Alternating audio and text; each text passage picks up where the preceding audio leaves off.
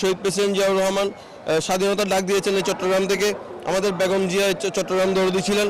আমরা আশা করি আগামী দিনে আমাদের দেশনায়ক তারেক রহমান যদি রাষ্ট্র ক্ষমতা গ্রহণ করেন তাহলে আমরা আমাদের এই চট্টগ্রামে অভূতপূর্ব আমরা মনে করি উন্নয়ন সাধিত হবে।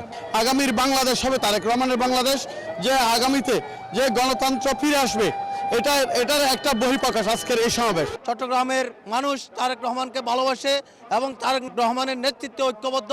আজকে সমগ্র চট্টগ্রামবাসী তারেক রহমানকে প্রাণে ধারণ করে নিয়েছেন।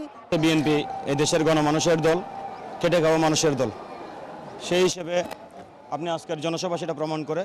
আমাদের দেশনায়ক তারেক রহমানের আগমনে সর্বকালের সেরা জনসমাবেশ হয়েছে, এরকম জনসমাবেশ আর হয় নাই আমাদের বীর চট্টলায়। আজকে জিম্মিয়ে থাকা বীর চট্টলাবাসী জননেতা জনাব তারেক রহমানের আগমন উপলক্ষে জাগ্রত হয়েছে।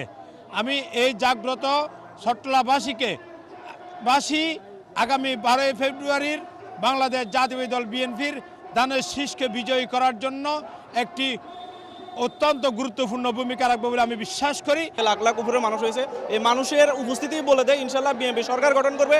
বিএনপিকে সবাই মন প্রাণ থেকে ভোট দিয়ে জয়যুক্ত করে ইনশাল্লাহ আগামী সরকার গঠনের জন্য সর্বোচ্চ ভূমিকা পালন করবে এই জনগণই আজকে তার প্রমাণ।